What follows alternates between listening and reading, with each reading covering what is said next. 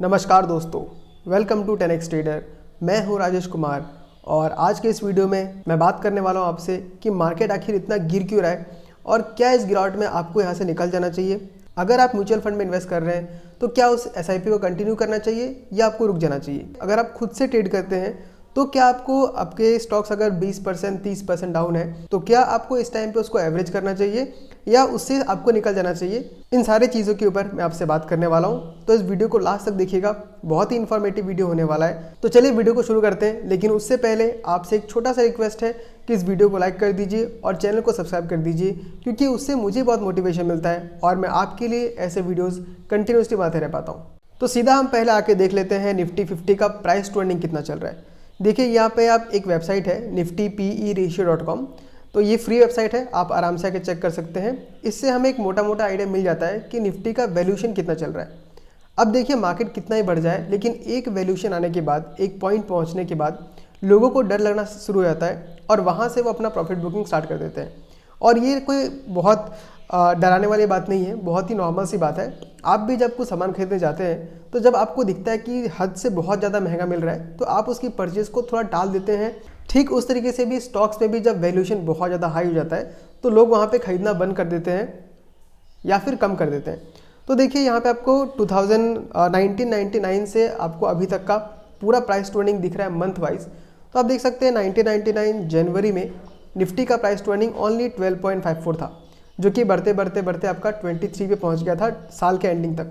तो जिस दिन ये लॉन्च हुआ था उस साल में हमको निफ्टी ने काफ़ी अच्छा खासा रिटर्न दिया, क्योंकि प्राइस अर्निंग का री रेटिंग हो चुका था। लेकिन वहीं आप 2007 में अगर आके देखेंगे, 2008 में, तो आप यहाँ पे देख सकते हैं ये आपको हल्का सा रेड या पिंकिश टाइप का दिख रहा होगा। यहाँ पे इसका प्राइस टू अर्निंग 26.67 पहुँच चुका है।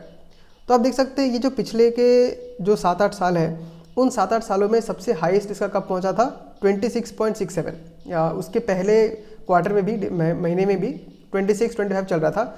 यानी मार्केट इस जगह से आपका हीटअप होना स्टार्ट हो चुका था, यानी वैल्यूएशन उसका महंगा होना स्टार्ट हो गया था। लेकिन उसके बाद से आप देख सकते हैं जब 26.67 आया उसके बाद इसका प्राइस टू अर्निंग कम होते जा रहा है। 19, 17, 18 में आके 12 तक आके स्टेबल हो चुका था। यानी यहाँ पे आपको क्या दिखाई दिया कि प्राइस टू अर्निंग जब बहुत महंगा हो गया उसके बाद उसका प्राइस टू अर्निंग कम होने लग गया, यानी स्टॉक का प्राइस घटने लग गया होगा। मैं आपको ये चीज़ चार्ट में आके भी दिखाता हूँ। ये 2008 जनवरी का है, ये निफ्टी 50 का चार्ट है। एक्चुअली ये ETF का चार्ट है जो कि निफ्टी 20 कहलाता है और ये निफ्टी 50 को ही ट्रैक करता है। अगर आपको निफ्टी में इन्वेस्ट करना भी है और अगर आप स्टॉक मार्केट में डायरेक्टली इन्वेस्ट करते हैं तो आपको ETF के थ्रू जाना होगा। ये 2007 का आ गया। आप देख सकते हैं ये वीकली चार्ट है। यहाँ पे ये मार्केट बहुत अच्छा खासा अप ट्रेंड में था, लेकिन यहाँ से जब करेक्शन आना स्टार्ट हुआ, देख सकते हैं इसका प्राइस टू अर्निंग 26 पहुँच गया था, जो कि पिछले 7-8 सालों का हाईएस्ट वैल्यूएशन में पहुँच गया था। तो जब करेक्शन होना स्टार्ट हुआ वहाँ से, तो हमको वहाँ से काफ़ी अच्छा खासा करेक्शन दिखा। आप देखिए पिछले उस यहाँ पे जो इसने सितंबर में हाई लगाया था, दिसंबर में जो हाई लगाया था, उसके बाद यहाँ पे इसने सीधा एक साल तक आपको करेक्शन दिखाया और करेक्शन 58.76% तक का हो गया। तो 57% जब करेक्ट हुआ तो देखते हैं कि उसका प्राइस टू अर्निंग घट के कितना पे आ गया था। तो उसका मार्च में प्राइस टू अर्निंग अराउंड 13 के आसपास आ चुका था, जो कि उस टाइम पे निफ्टी का एवरेज प्राइस टू अर्निंग था। ध्यान रखिएगा दोस्तों, 13 उस टाइम पे आया क्योंकि उस टाइम का जो एवरेज था 13, 14, 15, 16 के आसपास ही रहता था। तो इस जगह पे आने के बाद मार्केट ने वापस से रिकवरी शुरू किया। अब देखिए 13, 15, 18, 20.36, 20.08 ऐसा बढ़ते बढ़ते फिर से मार्केट ने आपको अपट्रेंड स्टार्ट किया। और हम अभी का करेक्शन देखते हैं कि अभी क्या हुआ था। देखिए 2021 में जब कोविड का क्रैश आने के बाद जब मार्केट बहुत उठ गया था, तो आप देख सकते हैं आपका जो निफ्टी का प्राइस टू अर्निंग है वो 40.52 पे पहुंच गया था, जो कि बहुत ही हाई हो गया था। लेकिन उसके बाद फिर मार्केट करेक्ट हुआ और करेक्ट होने के बाद वो आपको जो सबसे डाउन देखने मिला वो हमको 19.54 का देखने मिला। तो आप देख सकते हैं दोस्तों, एवरेज जो है वो धीरे धीरे बढ़ता रहता है, क्योंकि इंडिया क्या है, एक ग्रोइंग इकोनॉमी है, तो उसका जो एवरेज पी रहेगा वो भी हमेशा अपवर्ड की तरफ ही रहेगा। तो पहले जहाँ पे 13-14% एवरेज प्राइस टू अर्निंग था, अब वो हमारा 19 से 20 के आसपास आ चुका है। 19-20 आने का मतलब हम बोलते हैं कि हमारा स्टॉक मार्केट फेयरली वैल्यूड से लेके हल्का सा अंडर वैल्यूड हो चुका है। तो अभी आप देखिए, अभी जो प्राइस टू अर्निंग चल रहा है फरवरी महीने में, आज तो मार्च है बट फरवरी महीना कल ही खत्म हुआ है, तो उसमें हमको प्राइस टू अर्निंग 20.51 दिख रहा है, यानी एवरेज के बहुत ही करीब आ चुका है। इनफैक्ट मुझे लगता है कि निफ्टी जो है हल्का सा अंडर वैल्यूड भी हो चुका है। अब इस डाटा को हम एक और तरीके से देख सकते हैं। इस वेबसाइट को दोस्तों आप भी यूज़ कर सकते हैं, फ्री टू यूज़ है। मैं चाहता हूँ कि आप लोग खुद भी एनालिसिस करना सीखें। मेरे वीडियोज़ को सिर्फ आप एजुकेशन पर्पज़ की तरफ से लीजिए। इन वीडियोज़ में जिन भी स्टॉक्स के बारे में या ETF के बारे में डिस्कस करता हूँ, इनको आपको एज ए रिकमेंडेशन नहीं मानना है। तो आप एक और वेबसाइट का यूज़ कर सकते हैं जिसका नाम है स्क्रीनर, और वहाँ भी हमको काफ़ी अच्छा खासा डेटा मिलता है। आप यहाँ पे सिंपली निफ्टी 50 सर्च कीजिए। यहाँ पे आके आप सिंपली चार्ट्स में आइए और यहाँ पे मैक्स जो चार्ट है वो वहाँ पे क्लिक कर दीजिए। यहाँ 1 month, 6 month, 1 year, 3 year, 10 year और मैक्स तक का है। तो मैंने मैक्स चार्ट जो यहाँ अवेलेबल है उसका मैंने कर दिया है। तो यहाँ पे हमको 2006 से लेके अभी तक का मिल रहा है। अराउंड आपको 18-19 साल का चार्ट आपको यहाँ पे देखने मिल रहा है। अब यहाँ पे आप क्लिक कीजिए प्राइस टू अर्निंग, तो आपको ये पिछले 17-18 साल का जो एवरेज है वो आपको दिख जाएगा। ओके, तो ये जो ब्लू लाइन है ये आपका प्राइस टू अर्निंग दिखा रहा है, जो कि पिछले 19 साल में किस तरीके से मूव किया है आपको दिख रहा होगा। तो ये जो जगह दिख रहा है ये बहुत अच्छा खासा आपको मूव देखने के लिए मिला था, जो कि 2020 का है, जो कि कोविड क्रैश का था। और जो डॉटेड लाइन दिख रहा है ये आपका पिछले 19 साल का मीडियन प्राइस टू अर्निंग दिखा रहा है। तो नीचे देख सकते हैं जो मीडियन प्राइस टू अर्निंग है वो 21.9 का है, अराउंड 22 का है। और अभी जो प्राइस टू अर्निंग चल रहा है वो आपका चल रहा है 20.5 का। यहाँ पे आपको और भी कम दिखा रहा है, 19.7 दिखा रहा है, क्योंकि गिरावट अच्छा खासा हो चुका था। तो हम वैल्यूएशन वाइज अगर देखें तो निफ्टी बहुत ज़्यादा सस्ता हो चुका है। इनफैक्ट 21.9 के एवरेज से भी नीचे आ चुका है। अभी आपको करंट 20 प्राइस टू अर्निंग पे मिल रहा है, 19 के आप छोड़ दीजिए, आप 20 के प्राइस टू अर्निंग को मान के चलिए। तो 20 का प्राइस टू अर्निंग भी बहुत ज़्यादा सस्ता हो चुका है वैल्यूएशन में। चार्ट में भी अगर हम आके देखते हैं, ये आपका वीकली चार्ट है, तो वीकली चार्ट में भी आपको दिख रहा है कि बहुत अच्छा खासा करेक्शन आपको यहाँ पे देखने के लिए मिला है। अराउंड 15% का आपको डाउनफॉल दिख रहा है निफ्टी 20 में। तो अगर आप यहाँ पे बाय कर लेते हैं, इस जगह पे बाय करते हैं और वापस से निफ्टी अपने पोजीशन को रिकवर करता है, तो आपको प्रॉफिट कितना मिलेगा? अराउंड 18.83%। दोस्तों याद रखिएगा, अगर मार्केट जितना गिरता है उतना वापस रिकवर करने में आपको सेम रिटर्न नहीं मिलता, इनफैक्ट ज़्यादा मिलता है। एग्जाम्पल आप समझ लीजिए सिंपल सा, अगर कोई 100 रुपये का स्टॉक गिर के 50 पे आ गया तो उसका डाउनफॉल हुआ 50%। लेकिन अगर वही 50 रुपीज़ का स्टॉक वापस 100 पे आता है तो आपको रिटर्न वहाँ 50% नहीं मिल रहा है, आपको 100% तक का रिटर्न मिल रहा है। तो ये बात ध्यान रखिएगा। इंडेक्स में क्या है, वो जितना नीचे गिर रहा है वापस से उठेगा, वो 1 साल 2 साल में वापस उठेगा ही उठेगा।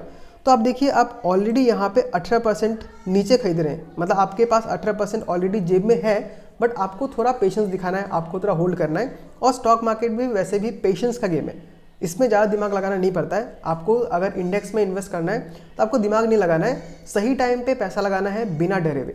तो अगर आप डाउनफॉल में पैसा लगाते हैं तो आपको आराम से 18 to 19% रिस्क फ्री रिवार्ड आपको यहाँ पे मिल रहा है। अब मैं आपसे क्वेश्चन पूछता हूँ, आप खुद मुझे बताइए कि क्या चीज़ सेंस बनाता है? जब कोई स्टॉक बहुत महंगा चल रहा हो, अब भले ही वो हाई पे हाई लगा रहा है, लेकिन महंगा चल रहा हो तब खरीदना बेटर है, या जब वो सस्ता हो रहा हो उस टाइम पे खरीदना बेटर है? अब देखिए, जिन लोगों ने इस प्राइस पे खरीदा, स्टॉक भाग रहा है खरीद रहे हैं, कोई बुराई नहीं उसमें, खरीद रहे हैं।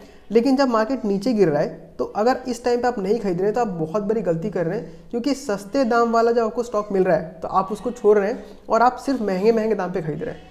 तो ऐसे नहीं होता है। जब स्टॉक मार्केट बढ़ता है तब तो सब एंजॉय करते हैं, तो स्टॉक मार्केट गिरने से लोग इतना डरते क्यों हैं? मुझे समझ में नहीं आता है कि इतना डरने वाली बात क्या है। आपका पैसा आपको दिख रहा है कि हाँ आपको नेगेटिव में जाते हुए नजर आ रहा है, लेकिन अगर आपने अच्छे स्टॉक्स को सिलेक्ट करके रखा हुआ है, इंडेक्स फंड में इन्वेस्ट कर रहे हैं, ETF में इन्वेस्ट कर रहे हैं, म्यूचुअल फंड में इन्वेस्ट कर रहे हैं, तो इसमें आपको डरने वाली कोई बात नहीं है। आप अपने जो इन्वेस्टमेंट को कंटिन्यू रखिए। आपको जो आज लॉस दिख रहा है कल वही आपको प्रॉफिट में दिखेगा। बस पूरा सारा का सारा खेल है पेशेंस का और अच्छे स्टॉक्स का। तो निफ्टी 20 में हम देख सकते हैं काफी अच्छा खासा गिरावट आ चुका है और यहाँ पे हम अच्छा खासा इन्वेस्टमेंट कर भी सकते हैं। इनफैक्ट मैं तो कहता हूँ करना चाहिए। मैं कोई रिकमेंडेशन नहीं दे सकता, लेकिन इस पॉइंट पे मैं बोलूँगा कि आप अपने इन्वेस्टमेंट को बढ़ाइए। अगर आप नहीं बढ़ा सकते तो कम से कम रोकिए मत, क्योंकि यही वो टाइम पीरियड है जहाँ पे आप जो पैसे जमा करेंगे उसका बहुत अच्छा खासा आपको रिटर्न मिलेगा। नेक्स्ट ITBs को देख लेते हैं। तो ITBs आपको पता है निफ्टी IT को ट्रैक करता है और जितने भी इंडिया के टॉप IT कंपनीज हैं उन सबको मिलाकर ये हम लोग का इंडेक्स बना हुआ है। तो यहाँ पे अगर आप मुझको बहुत पहले से फॉलो कर रहे हैं तो आपको पता है कि मैंने इसको आपको 36-37 के आसपास में बहुत ज़्यादा रिकमेंड किया था खरीदने के लिए, और जिन लोगों ने खरीदा उन्हें काफ़ी अच्छा खासा प्रॉफिट भी हुआ। तो यहाँ भी एक बार देख लेते हैं। 2022 में इसका यहाँ पे एक बहुत बड़ा रेजिस्टेंस बना, फिर स्टॉक काफ़ी नीचे आ गया और 2024 में फिर से इसने ट्राई किया लेकिन ब्रेकआउट नहीं कर पाया। 2024 जुलाई में इसने ब्रेकआउट दिया और ब्रेकआउट देने के बाद हमें ठीक ठाक रिटर्न मिला। अराउंड हमको 24% रिटर्न मिल गया सिर्फ 175 डेज के अंदर, जो कि बहुत ही अच्छा रिटर्न है। लेकिन उसके बाद जब ट्रंप US के प्रेसिडेंट बन गए, उसके बाद उन्होंने जो उल्टा पुल्टा बयान दिया है जिसकी वजह से पूरा मार्केट हिल चुका है, और टैरिफ के डर के मारे ये हम लोग का जो आईटी सेक्टर है वो काफ़ी ज़्यादा गिरने लग गया। दूसरा कारण ये भी है कि जो नया जो आईटी में रिवोल्यूशन आ रहा है, जो एआई का जो काम चल रहा है, वहाँ पे इंडिया काफ़ी पीछे रह गया ऐसा फील हो रहा है। चाइना काफ़ी आगे निकल चुका है, अमेरिका तो आगे निकला ही हुआ है। तो उस वजह से भी मुझे लगता है थोड़ा बहुत सेंटीमेंट खराब हो रहा है, जिसकी वजह से लोग बेच के निकल रहे हैं। बट इसका मतलब ये नहीं कि आईटी कंपनीज पूरा बर्बादी हो गई। आपको ये जो जगह हमको मिल रहा है 40 के आसपास हमको आईटी बेस जो देखने मिल रहा है, वो एक अगेन बहुत अच्छा खासा अपॉर्चुनिटी दे रहा है, क्योंकि यहाँ भी अपने हाई से आप देख सकते हैं ये हमको डाउनफॉल 20% का दिखा रहा है, लेकिन अगर ये रिवर्सल दिखाता है तो हमको यहाँ पे 24% तक का प्रॉफिट हो सकता है। तो ये भी एक अच्छा खासा पोजीशन में हमको मिल रहा है और मुझे लगता नहीं कि यहाँ से और ज़्यादा नीचे आएगा, क्योंकि एक बहुत इंपॉर्टेंट सपोर्ट की तरह काम करेगा इसके लिए, क्योंकि इसको ब्रेकआउट देने में इसने अराउंड 2 साल लगा दिया। तो काफ़ी लंबे समय के बाद ब्रेकआउट मिला है और यहाँ पे आपको एक कप एंड हैंडल पैटर्न भी देखने के लिए मिला है। ये आपका कप है और ये आपका हैंडल है। तो कप एंड हैंडल के बेसिस पे अगर हम टारगेट को देखते हैं तो टारगेट नज़र आता है हमारा अराउंड 55 का, देख सकते हैं यहाँ पे 55 का टारगेट दिख रहा है, जिसको अभी तक स्टॉक ने हिट नहीं किया है। तो मान लीजिए आपको जिन लोग का रैली छूट गया था यहाँ पे, अगर वो यहाँ बाय करते हैं तो उनको फिलहाल यहाँ से 40% तक का रिटर्न मिल सकता है। तो ITBs के ऊपर भी नज़र बना के रखिए। इतने अच्छे खासे करेक्शन में इंडेक्सेस को हमें छोड़ना नहीं चाहिए। आप यहाँ पे एक अच्छा खासा पोजीशन यहाँ पे भी ले सकते हैं। तो दोस्तों इस वीडियो में मैंने इन 2 इंडेक्स के बारे में बात किया है, निफ्टी 50 के बारे में और निफ्टी IT के बारे में। आप मुझे कमेंट करके बताइए कि आपको क्या लगता है इन दोनों इंडेक्सेस में से कौन सा इंडेक्स हमको ज़्यादा बेटर रिटर्न दे सकता है आने वाले 1 साल के ऊपर। मैं यहाँ पे सिर्फ आपका ओपिनियन पूछ रहा हूँ ताकि बाकी लोग को भी समझ में आ सके कि पब्लिक का व्यू जो है वो किस तरफ है।